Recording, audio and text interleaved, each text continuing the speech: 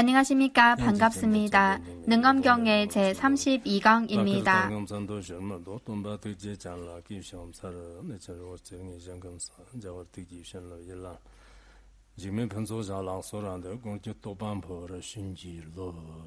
무상심심이며법 백천만급 난자우 악은 문견 득수지 원해열의 진실이 모든 중생을 제도하기 위해 무상수승한 보리심을 내시기 바랍니다. 오늘도 계속해서 능엄경을 배우겠습니다.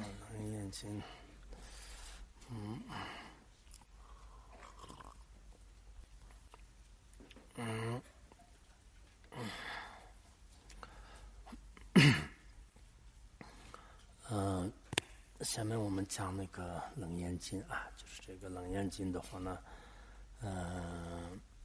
它是应该二转和三转的一个法。 능엄경은 부처님께서 두 번째와 세 번째로 법륜을 굴리실 때 설하신 법문으로 볼 수 있습니다. 주로 두 번째로 법륜을 굴리실 때 설하신 법문이라고 볼 수도 있습니다. 부처님께서 첫 번째로 법륜을 굴리실 때는 주로 오온과 요깁과 12처와 18개와 관련된 가르침을 설하셨습니다.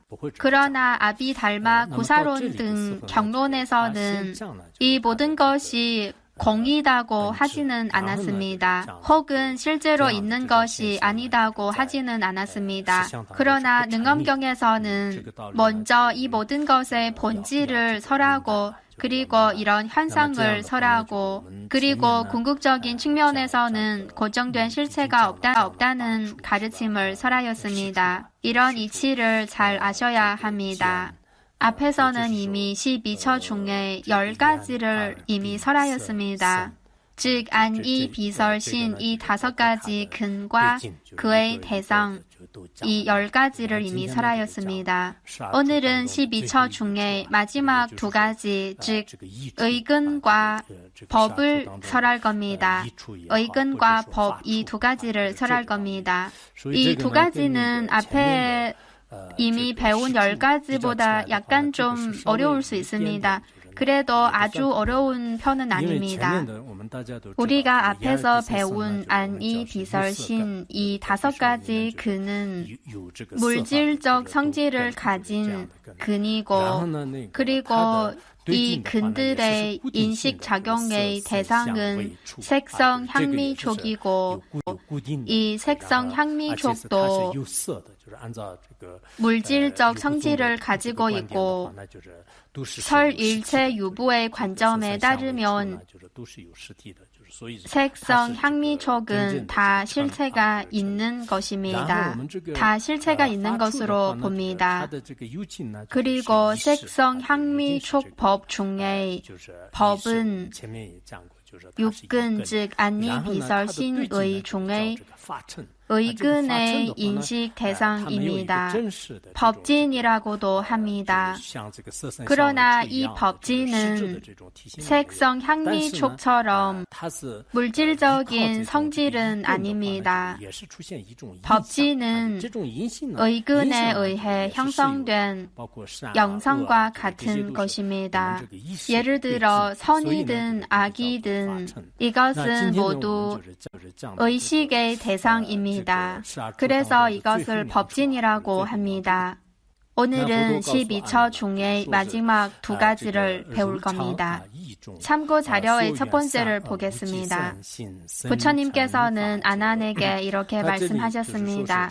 아난아, 너는 언제나 의식 가운데 인연하는 선과 악과 무기의 세 성질로 법칙을 만들어내고 있으니 부처님께서는 아난에게 너는 언제나 의식 가운데 혹은 의근 가운데 인연 대상을 만들어내고 있다고 하였습니다. 여기에서 말하는 인연 대상은 3가지가 있습니다. 하나는 선이고 하나는 악이고 그리고 하나는 무기의 성질인 인연 대상이 있습니다. 의식에 의해 이 세 가지 성질을 가지고 있는 인연 대상이 형성됩니다. 이것을 법칙 혹은 법진이라고 부를 수 있습니다. 어쨌든 의식의 인연 대상은 법이고 이 법은 선과 악과 무기의 세 성질을 가지고 있습니다. 여기서 말하는 법은 불법의 법이 아닙니다. 여기에서 말하는 법은 의식의 인연 대상인 법진입니다. 마치 안근 혹은 눈의 대상은 색인 것처럼 법진도 존재합니다.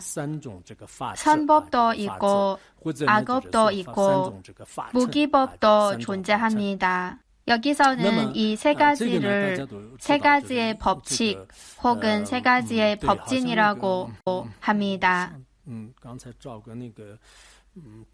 사실 지자 입문에도 법진에 대한 설명이 있는데 제가 지자 입문의 내용을 찾으려고 했는데 그러나 시간이 부족해서 찾지 못했습니다. 구사론에서는 이 법진을 어떻게 설명했습니까? 생각나요? 선업과 악업과 무기법 똑같이 이렇게 세 가지로 나눴습니까? 대답하시는 분이 없네요.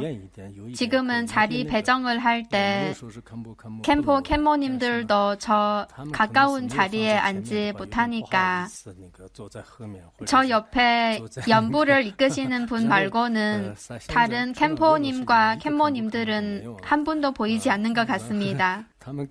앞에 앉지 못하니까 아예 오지 않으신 것 같습니다. 이제는 전혀 보지 못하는 것 같습니다.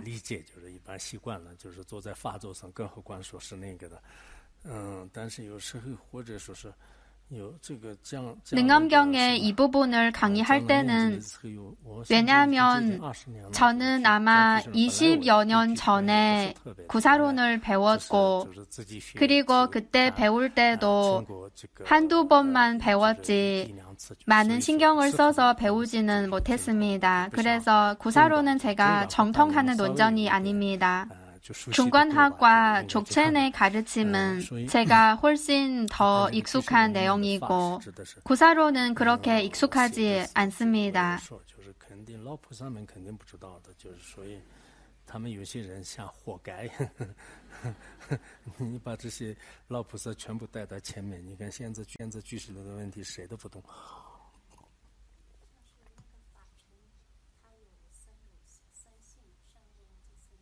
居士你也是这样吗？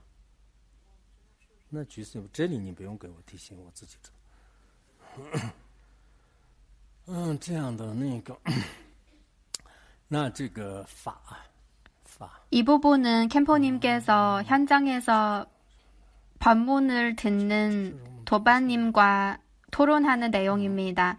여기에서는 번역하지 않고 제가 참고 자료에서 지자 입문과 구사론에 있는 법진을 설명하는 내용을 보내드렸습니다. 참고하시기 바랍니다.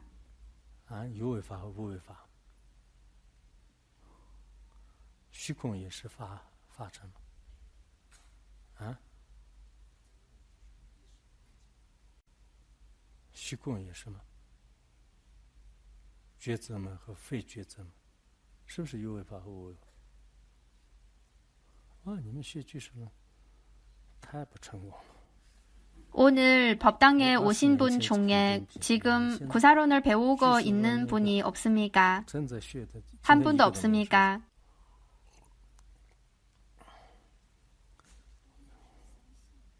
이 부분도 현장에서 법문을 들으신 분이 지금 얘기를 하고 있습니다. 이 부분은 통역하지 않겠습니다.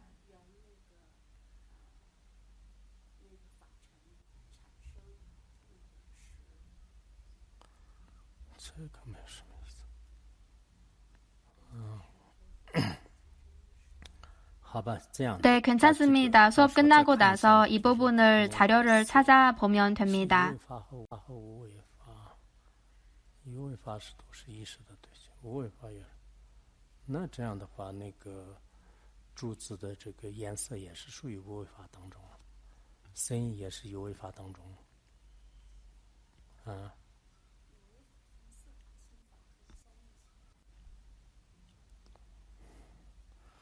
行吧，再看看。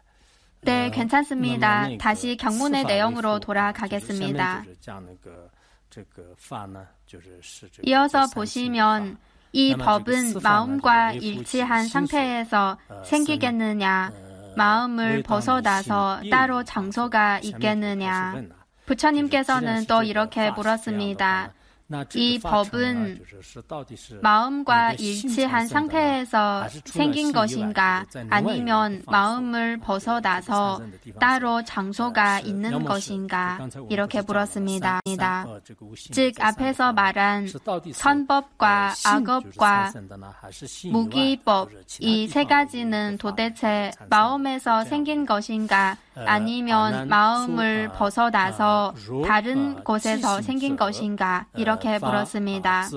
이어서 두 번째를 보겠습니다. 아나나 만일 마음과 일치하다면 법칙은 경계가 아니므로 마음의 인연 대상이 아니니 어떻게 소소가 성립되겠느냐. 즉 앞에서 말한 선과 악과 무기의 세 가지 성질을 가진 법지는 만약에 우리의 마음이다면, 즉 마음에서 생긴 것이다면 이 법지는 경계가 아닙니다. 왜냐하면 마음에서 생겼기 때문에 바깥에 있는 그런 경계가 아닙니다. 왜냐하면 마음에서 생겼기 때문에 마음이지 마음은 당연히 바깥의 경계가 아닙니다. 그렇다면 인연 대상이라고 할 수도 없습니다. 왜냐하면 이 법진이 마음에서 생긴 것이라면 그의 본질은 당연히 마음입니다. 그렇다면 그것은 마음의 인연 대상이 아닙니다. 우리가 인연 대상을 말할 때 예를 들어 소리는 귀의 인연 대상이고 그리고 법지는 의근의 인연 대상이라고 하는데 그러나 만약에 이 법진이 마음에서 생긴 것이라면 그러면 마음의 인연 대상이 아닙니다. 그렇다면 어떻게 의식의 인연 대상인 법진이 될 수 있겠습니까? 이 법진이 어떻게 성립될 수 있겠습니까? 사실 많은 사람은 의식의 인연 대상인 법진이 반드시 있다고 생각하는데 왜냐하면 색성, 향미, 촉법 이 6가지가 있는데 이 법진도 반드시 실제로 있다고 생각할 것입니다. 그러나 이 법진이 만약에 마음에서 생긴 것이라면 앞에서 말한 과오가 생깁니다. 여기까지는 첫 번째의 과오를 분석하였습니다. 그리고 두 번째의 과오를 분석하는 내용을 보겠습니다. 참고 자료의 세 번째를 보겠습니다. 만일 마음을 벗어나서 따로 장소가 있다면 법의 자성은 아는 작용이냐, 아는 작용이 아니냐 이렇게 물었습니다. 만약에 이 법진이 마음에 있지 않고 다른 곳에 있다면 그러면 이 법진도 자성이 있어야 합니다. 만약에 자성이 있다면 이 법의 자성은 도대체 아는 작용이냐 아는 작용이 아니냐 이렇게 물었습니다. 왜냐하면 법진이 마음에 있지 않고 따로 장소가 있다고 하였기 때문에 이 법의 자성은 아는 작용이냐 아는 작용이 아니냐 이렇게 물었습니다. 이어서 네 번째를 보겠습니다. 아는 작용이라면 마음이라 하겠으나 너와는 다르면서 경계도 아니니 다른 사람의 마음과 같으리라. 이 법진이 만약에 아는 작용이라면 이 법진은 마음이 되고 의근이 되고 의식이 됩니다. 그러나 이 법진은 우리의 마음을 벗어나서 따로 장소가 있기 때문에 우리의 마음 혹은 우리의 우리의 의식은 아닙니다. 그러면 법지는 우리의 마음 밖에 있는 아는 작용이 있는 것이 됩니다. 그러면 다른 사람의 마음과 같은 것이 됩니다. 즉, 이 법지는 우리 말고 다른 한 사람의 마음과 똑같은 존재가 됩니다. 이어서 보겠습니다. 너와 일치하면서 마음과도 일치하다면 어떻게 내 마음이 다시 너에게 돌이 되겠느냐. 즉, 만약에 이 법진이 너와 일치하기도 하고 그리고 마음과도 일치하다면 그러면 너의 마음 말고 또 따로 하나의 마음이 있어야 한다는 것입니다. 왜냐하면 앞에서 이 법지는 마음을 벗어나서 따로 장소가 있다고 하였기 때문에 마음과 하나는 아니고 그리고 또 아는 작용이다면 따로 다른 하나의 마음이 있어야 합니다. 그러나 이 마음은 또 다른 사람의 마음이 아니고 본인의 마음이니까 당신에게는 두 개의 마음이 생긴 것입니다. 그러나 이것은 불가능한 일입니다. 사실 삼법이든 악업이든 무기법이든 이 세 가지가 법진이고 이 법진은 사실 우리의 마음을 벗어나지 않습니다.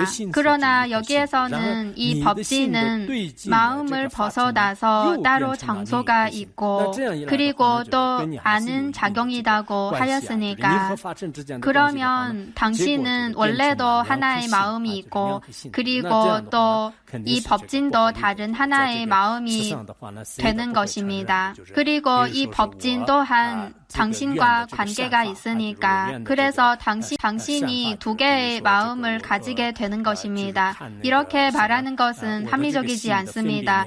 세상 사람들은 누구도 이 관점을 인정하지 않을 겁니다. 예를 들어 우리가 마음속에서 불상의 모습을 생각할 때 이 불상도 따로 하나의 마음이 있다면 그러면 우리는 두 개의 마음이 생기는 것입니다. 이것은 당연히 합리적이지 않습니다. 여기까지는 아는 작용일 때의 상황을 분석하였습니다. 이런 관점을 이미 뒤집었습니다. 이어서 아는 작용이 아닌 상황을 분석할 것입니다. 이어서 다섯 번째를 보겠습니다. 만일 아는 작용이 아니라면 이 법의 경계는 이미 색과 소리와 냄새와 맛과 떼고 합함과 차고 따뜻함과 허공의 모양도 아닌데 어디에 있다고 하겠느냐. 앞에서는 아는 작용인 상황을 분석하였고 여기에서는 아는 작용이 아닐 때 이런 상황을 분석할 것입니다. 만약에 이 법진이 아는 작용이 아니다면 이 법의 경계는 당연히 색성 향미촉은 아니다는 것은 분명합니다. 색은 아닙니다. 왜냐하면 색은 눈의 인연 대상이고 그리고 소리도 아닙니다. 왜냐하면 소리는 귀의 인연 대상입니다. 그리고 향기도 아닙니다. 향기는 코의 인연 대상입니다. 그리고 맛도 아닙니다. 왜냐하면 맛은 혀의 대상입니다. 그리고 떼고 합함과 차고 따뜻함은 몸의 인연 대상입니다. 즉 촉감입니다. 색성, 향미, 즉 색과 소리와 냄새와 맛, 그리고 떼고 합함과 차고 따뜻함, 이것은 촉감에 속합니다.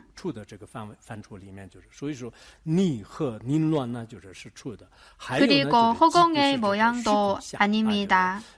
여기서 이 법진이 아는 작용이 아닐 때 이런 상황을 분석하는 것이니까 만약에 아는 작용이 아니라면 색성 향미촉에 속하거나 허공에 속해야 합니다. 사실 우리가 말하는 경계는 색성, 향미, 촉, 그리고 허공 이 6가지 외에 다른 경계는 없습니다. 바깥에 있는 경계는 모두 색성, 향미, 촉과 허공에 포함시킬 수 있습니다. 만약에 법진이 이 6가지에 속하지 않는다면 그의 초소는 도대체 어디에 있을까요? 이어서 6번째를 보겠습니다. 이제 색과 허공에서 전혀 표시할 수 없고 우리가 앞에서 분석해 보니까 색성, 향미, 촉과 허공에서 다 표시할 수 없고 이 법진은 이 6가지에 속하지 않습니다. 그래서 이 법진이 사각형이다, 원형이다, 혹은 보기 좋다, 보기 나쁘다, 듣기 좋다, 혹은 맛이 좋다는 등 이런 방식으로 말할 수 없고 이런 말로 표현할 수 없습니다. 사실 이 세상에서 색성, 향미, 촉과 허공에 속하지 않는 다른 경계는 없습니다. 이 세상에서 색성, 향미, 촉과 허공으로 모든 경계를 포함시킬 수 있습니다. 그러나 우리가 분석해봤는데 이 법진은 색성, 향미, 촉과 허공에 속하지 않습니다. 그러나 색성, 향미, 촉과 허공에 속하지 않는 따로 있는 법진을 찾을 수는 없습니다. 이렇게 분석해보면 앞에서도 분석한 것처럼 눈의 보는 작용도 성립되지 못하고 귀의 듣는 작용도 성립되지 못하고 그리고 향기를 맡는 작용도 성립되지 못하고 혀의 맡는 작용도 성립되지 못하고 촉감을 아는 작용도 성립되지 못한다는 것을 알 수 있습니다. 그리고 지금 분석하고 있는 의근, 이 의근의 혹은 의식의 아는 작용도 성립되지 못한다는 것을 알 수 있습니다. 이렇게 분석해 보니까 모든 것이 다 공이다는 이치를 분석하는 것도 그렇게 어렵지 않는 것 같습니다. 좀 간단하죠. 베로자나께서도 밀법의 관점에 따라서 반야 심경의 주석서를 쓴 적이 있는 것 같습니다. 아주 간략하게 쓴 주석서입니다. 우리가 지금 배우고 있는 내용과 통하는 부분이 있습니다. 즉, 안이, 비설, 신, 이 모든 것이 다 공이라는 것을 분석하는 것입니다. 이렇게 분석해 보니까 공성의 이치를 이해하는 데 큰 도움이 되는 것 같습니다. 상대적인 측면에서 보면 안이, 비설, 신, 이 모든 것은 다 있는 것이 맞고 그러나 궁극적인 측면에서 보면은 이 모든 것은 실체가 없습니다. 이어서 보시면 마음이 인연할 대상도 아니니 법의 처소는 무엇으로 세우겠느냐.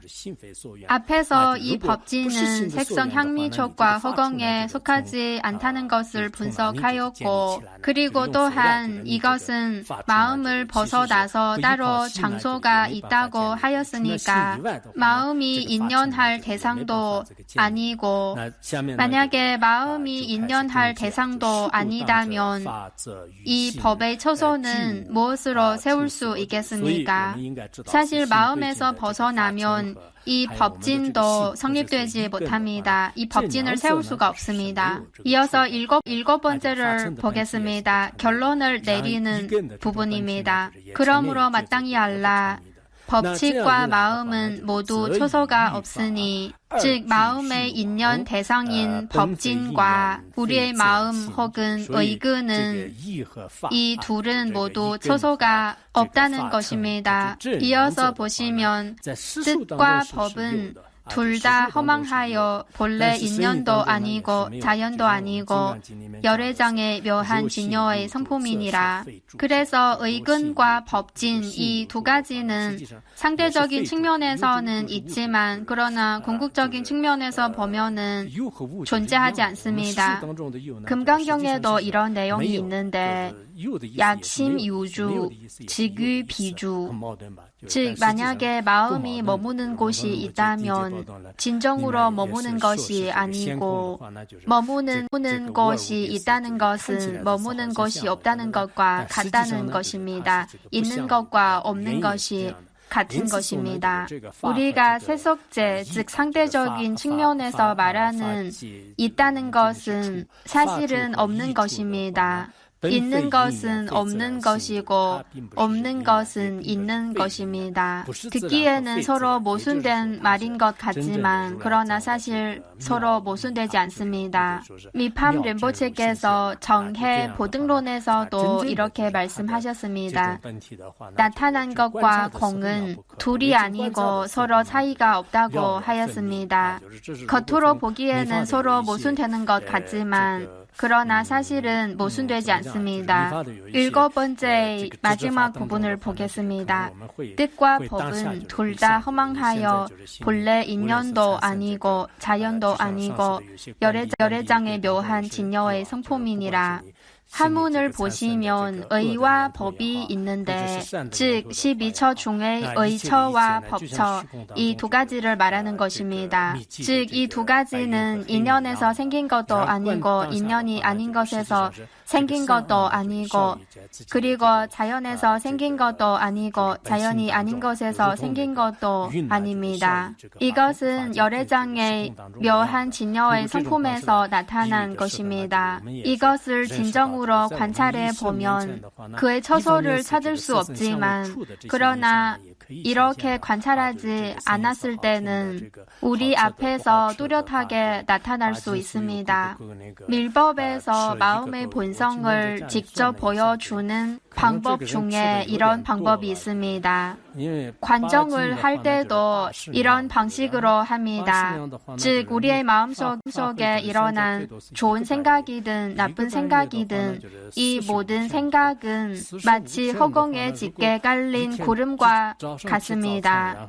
이 생각들이 일어난 그 즉시 만약에 그 생각을 관찰해 보면 이 모든 생각은 다 우리의 마음의 본성에 사라집니다. 마치 구름이 허공 속에서 사라지는 것과 같습니다. 사실 우리의 의식 속에서 색성, 향미촉 등 그림자도 나타날 수 있습니다. 예를 들어 이 소리는 듣기 좋다. 이것은 맛있다, 맛없다. 지난 수업에서 그 도반님이 4kg의 버터를 드신다고 하는데 제가 계산해 보니까 다음 법회까지 지금 한 달 조금 넘게 남았는데 만약에 이 한 달 넘는 시간 안에 4kg의 버터를 드신다면 그 양이 너무 많지 않은가 싶습니다. 왜냐하면 계산해 보니까 하루에 100g 정도 드시는 겁니다. 이것은 하루에 적절한 섭취량보다 훨씬 더 많은 것 같습니다. 이렇게 먹으면 몸에 너무 많은 부담을 주지 않을까 싶습니다. 그 도반님은 오늘 법당에 오시지 않았네요. 오지 않았으니까 제가 더 이상 말하지 않겠습니다. 이어서 8번째를 보겠습니다. 여기서부터는 18개에 대해 설하는 가르침입니다. 또 아나나 어째서 18개를 본래 열애장에 묘한 진여의 성품이라고 하겠느냐. 18개도 본래 열애장에 묘한 진여의 성품입니다. 18개에 대해서 여러분도 다 잘 아실 거라고 생각합니다. 18개는 육근, 육경, 육식 이렇게 합해서 18개가 되는 겁니다.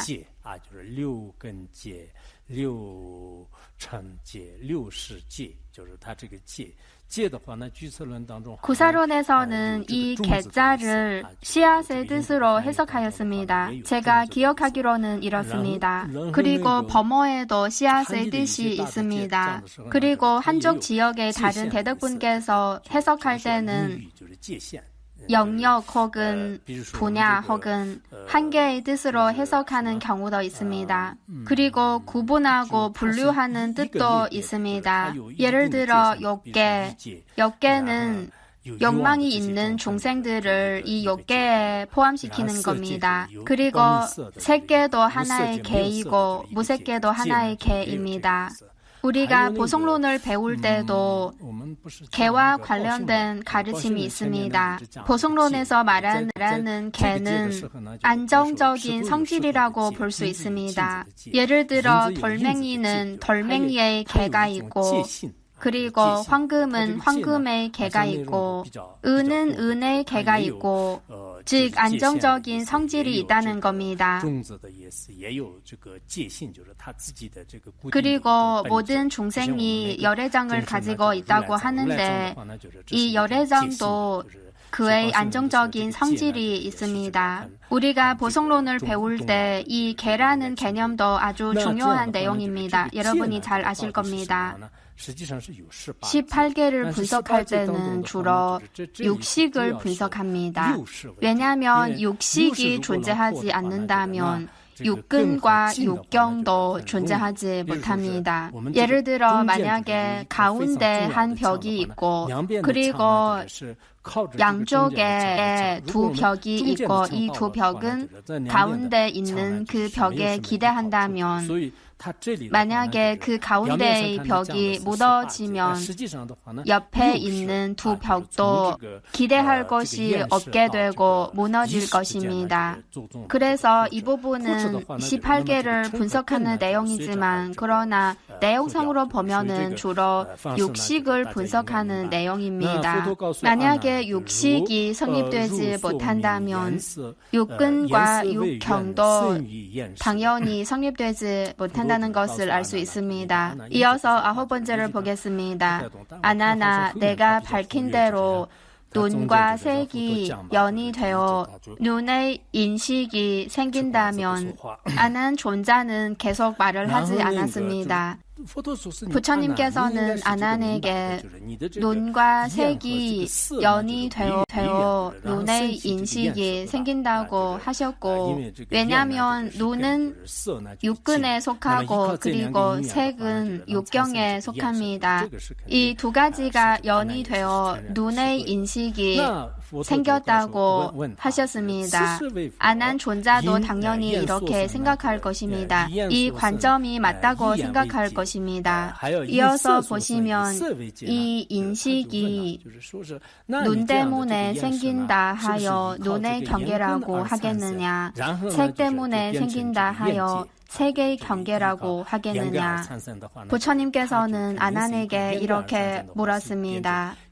즉, 이 인식이 눈 때문에 생겼기 때문에 눈의 경계라고 하겠느냐, 아니면 색 때문에 생겨서 색의 경계라고 하겠느냐. 예를 들어 혼혈의 경우, 만약에 아버지가 서양인이라면 서양인의 혈통을 이었고 그리고 어머니가 동양인이라면 동양인의 혈통을 이었습니다. 그래서 여기서는 눈의 인식이 눈 때문에 생긴다 해서 눈의 경계라고 하겠느냐, 색 때문에 생긴다 해서 색의 경계라고 하겠느냐, 이렇게 물었습니다. 아난 존자께서는 여전히 말씀을 하지 않았습니다. 이어서 10번째를 보겠습니다. 아나나 만일 이 인식이 눈 때문에 생긴다면 눈 자체에는 이미 색과 공이 없어서 분별할 수 없는데 부처님께서는 이렇게 분석하셨습니다. 만약에 눈의 인식이 눈 때문에 생긴다면 눈 때문에 생기는데 그러나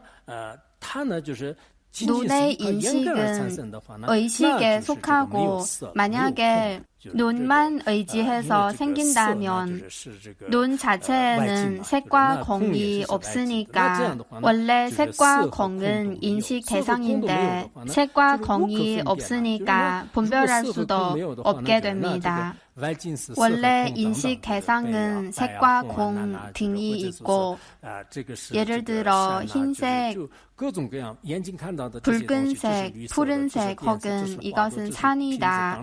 갖가지 대상이 있는데 눈으로 이런 대상을 보고 나서 이것이 푸른색이다, 이것이 TV이다, 이것이 꽃이다, 이것이 물병이다 이렇게 분별하는 것인데 그러나 만약에 이 인식이 눈에만 의해 생긴 것이라면 눈 자체에는 색과 공이 없으니까 분별할 수 없습니다.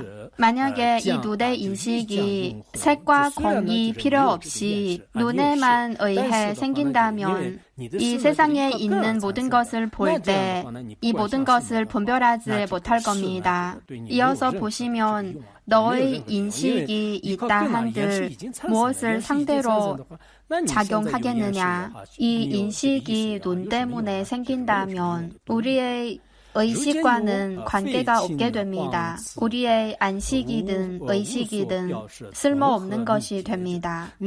이어서 보겠습니다.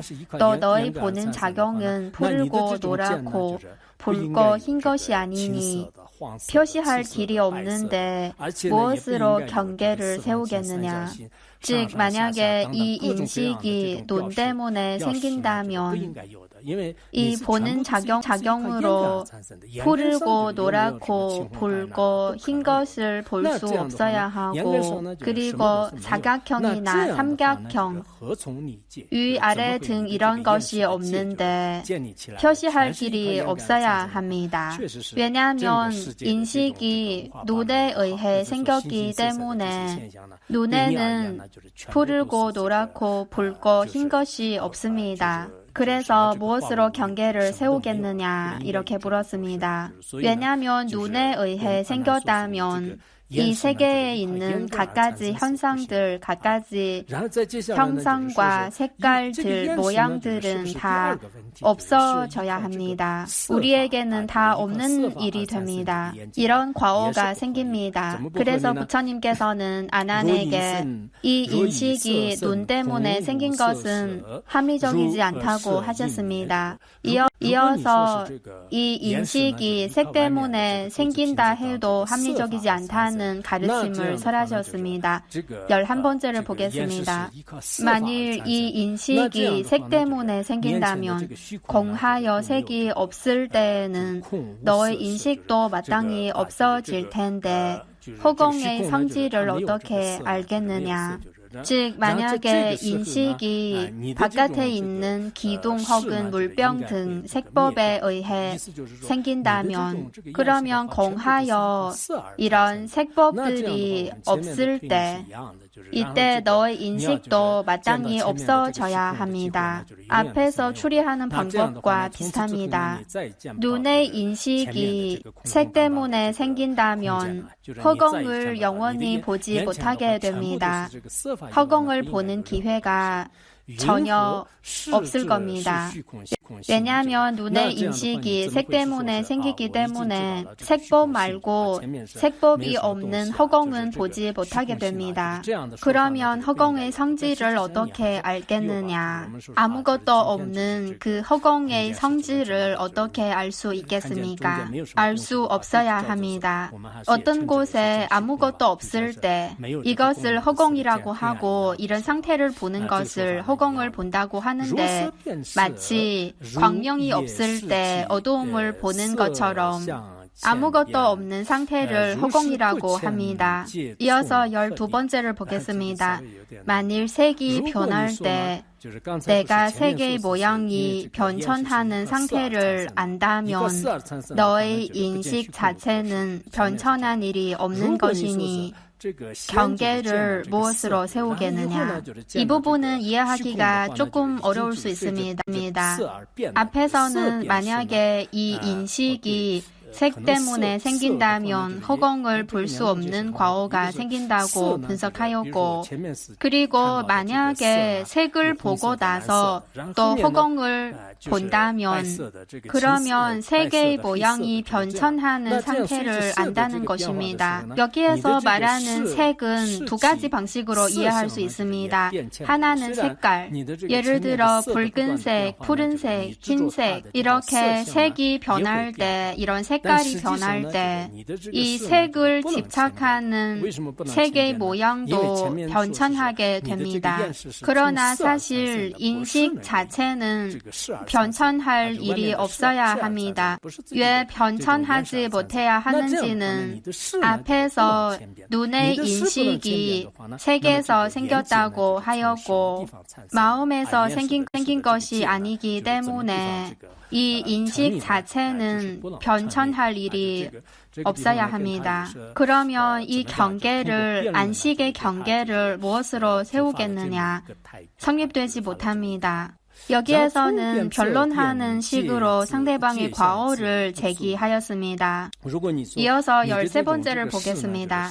또 색의 변천을 따라 인식이 변천한다면 경계의 모양은 저절로 없어질 것이며, 즉 만약에 색의 변천에 따라 인식이 변천한다면 경계의 모양은 성립되지 못할 겁니다.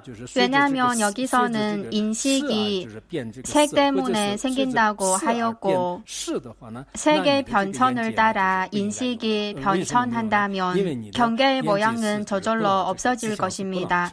왜 없어지는 것일까요? 변화하기 때문에 경계의 모양은 고정된 실체가 없는 것이 됩니다. 왜냐하면 변화할 수 있다면 고정된 실체는 성립되지 못하게 됩니다. 이 인식은 색의 변천을 따라 변천하면 안 되고 단 하나의 색에서 생겨야 합니다. 왜냐하면 여기서는 이 인식이 색 하나의 조건 때문에 생긴 것이고 의식의 작용과는 상관없다고 하였기 때문에 이렇게 분석하는 겁니다. 이어서 보겠습니다. 또 인식이 색을 따라 변천하지 않는다면 인식은 한결 같으리라. 즉 바깥의 색은 변천하지만 그러나 인식은 이 색을 따라 변천하지 않는다면 그러면 이미 색에서 생겼으니 마땅히 허공이 어디에 있는지를 알지 못하게 되리라. 왜냐하면 이 인식은 영원히 변화하지 않으니까. 또한 이 인식이 색 때문에 생겼고 예를 들어 물병 때문에 생겼다면 이 인식은 물병에 있어야 하고 물병만 볼 수 있고 그러면 허공은 보지 못할 겁니다. 물병 말고 다른 것은 보지 못해야 합니다. 이런 과오가 생깁니다. 여기까지는 눈의 인식이 색에서 생겨도 합리적이지 않고 눈에서 생겨도 합리적이지 않다는 이치를 분석하였습니다. 이어서 또 다른 관점을 분석할 겁니다. 즉 눈과 색이 함께 눈의 인식을 낸다고 하는 관점입니다. 대부분 사람들은 이렇게 생각할 겁니다. 대부분 사람들은 눈의 인식은 눈과 색, 이 두 가지 인연이 합해져서 생겼다고 생각할 겁니다. 그러나 이 관점도 만약에 자세히 분석해 보면 이 관점도 합리적이지 않다는 것을 알 수 있습니다. 이어서 분석할 겁니다. 14번째를 보겠습니다. 만일 두 가지를 겸하여 눈과 색이 함께 눈의 인식을 낸다면 대부분 사람들은 이렇게 생각할 겁니다. 눈이 없어도 안 되고 색법이 없어도 안 되고 이 두 가지 인연이 합해져야 눈의 인식이 생길 수 있다고 생각할 겁니다. 그러나 이런 관점도 과오가 있습니다. 어떤 과오가 있을까요? 이어서 보겠습니다. 여기에서는 이렇게 관찰하였습니다. 만약에 눈과 색이 함께 눈의 인식을 낸다면 그러면 이 눈의 인식은 이 두 가지와 합해져 있는가, 떨어져 있는가, 이에 대해서 분석할 것입니다.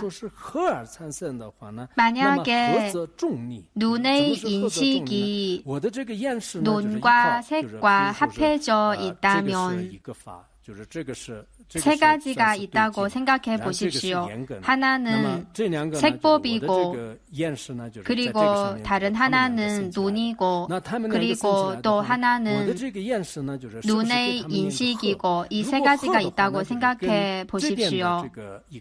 눈의 인식이 눈과 색, 이 두 가지와 합해져 있다고 한다면, 그렇다면 색법과도 합해져 있어야 하고 눈과도 합해져 있어야 합니다. 그렇다면 이 눈의 인식은 이미 두 가지가 되었습니다. 눈과 관련이 있는 부분과 색법과 관련이 있는 부분, 이 두 가지 부분이 있어야 합니다. 그리고 또한 이 두 가지 부분은 서로 분리되어 있어야 합니다. 즉, 안근과 합해진 부분과 색과 합해진 부분, 이 두 가지 부분이 있고, 그리고 이 두 가지 부분은 서로 분리되어 있다는 겁니다. 그리고 장수 대사와 우익 대사의 해석을 보면 안근, 즉 눈은 아는 작용이 있는 부분이고, 그리고 바깥에 있는 색법은 아는 작용이 없는 것이라고 하였습니다. 하나는 아는 작용이 있는 것이고, 하나는 아는 작용이 없는 것이고, 그래서 앞에서 말한 합해져 있다는 것은 합리적이지 않다고 하였습니다. 그러나 소승의 관점을 따르면 사실 안근도 아는 작용이 없는 것으로 봅니다. 왜냐하면 소승에서는 안근을 비유정으로 봅니다. 그리고 색도 아는 작용이 없는 것이고, 그래서 눈의 인식이 이 두 가지와 합해져 있는지 합해져 있지 않는지를 분석할 수 있습니다. 이렇게 이해해도 좋을 것 같습니다. 그러나 제가 몇 개의 해석을 봤는데 다 하나는 아는 작용이 있는 것이고 하나는 아는 작용이 없는 것이라고 이런 식으로 분석하였습니다. 물론 육근을 통해서 아는 작용이 생길 수는 있습니다. 고사론에서도 사실 안, 이, 비설, 신, 이 다섯 가지 근은 비유정에 속한다고 합니다. 그래서 합해져 있을 때는 눈의 인식은 서로 분리되어 있는 두 가지 부분이 되는 것이고, 그리고 이 두 가지가 떨어져 있다면 또 서로 합해지는 기회가 있을 것이고, 만약에 합해진다면 그러면 자체의 성품이 어지럽게 뒤섞일 것입니다. 왜냐하면 하나는 색법의 성질이고 하나는 근의 성질이고, 그러면 이 눈의 인식은 도대체 어떤 성질일까요? 근의 성질일까요? 색법의 성질일까요? 아니면 두 가지 성질이 뒤섞인 그런 성질일까요? 그리고 또한 색법은 바깥에 있는 것이고, 그리고 안근은 안에 있는 것인데 바깥에 있는 것과 안에 있는 것, 이 두 가지 성질이 뒤섞이게 됩니다. 그러나 사실 안식은 마음에 속한 것이고, 안식에는 눈의 요소도 없고 바깥의 색법의 요소도 없습니다. 그래서 이런 관점도 합리적이지 않다는 것을 알 수 있습니다. 그래서 어떻게 경계를 이루겠느냐? 이어서 15번째를 보겠습니다. 그러므로 마땅히 알라. 눈과 색이 연이 되어 눈의 인식 경계가 생긴다고 하나 새 것은 전혀 있는 데가 없으니, 여기에서는 세 가지를 말하는데 앞에서는 눈과 색이 연이 되어 눈의 인식이 생긴다고 하였는데, 그러나 사실 눈과 색 그리고 눈의 인식, 이 세 가지는 모두 성립되지 못합니다. 앞에서 분석할 때는 주로 눈의 인식이 성립되지 못한다는 것을 분석하였는데, 직접적으로 눈의 인식이 성립되지 못한다는 이치를 설하였고, 그리고 간접적으로 안근과 색법 이 두 가지도 성립되지 못한다는 것을 분석한 것입니다. 그래서 눈과 색 그리고 눈의 인식 경계 이 세 곳은 전혀 있는 데가 없다는 것을 알 수 있습니다. 성녀의 아들과 거북이 털 그리고 토끼의 뿔과 완전히 같은 것입니다. 이어서 보시면 눈과 색과 색 경계의 셋은 다 본래 인연도 아니고 자연도 아니고 열애장의 묘한 진여의 성품이니라.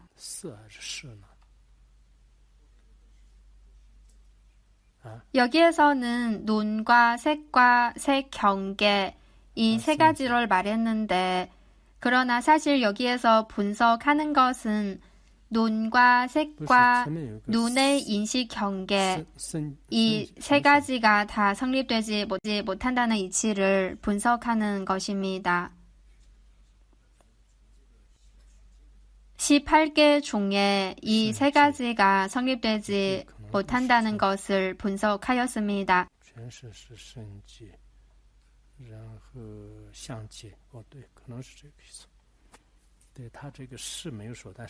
오늘은 여기까지 마치겠습니다. 감사합니다. 可能这个意思，要不要降到这里了？好吧。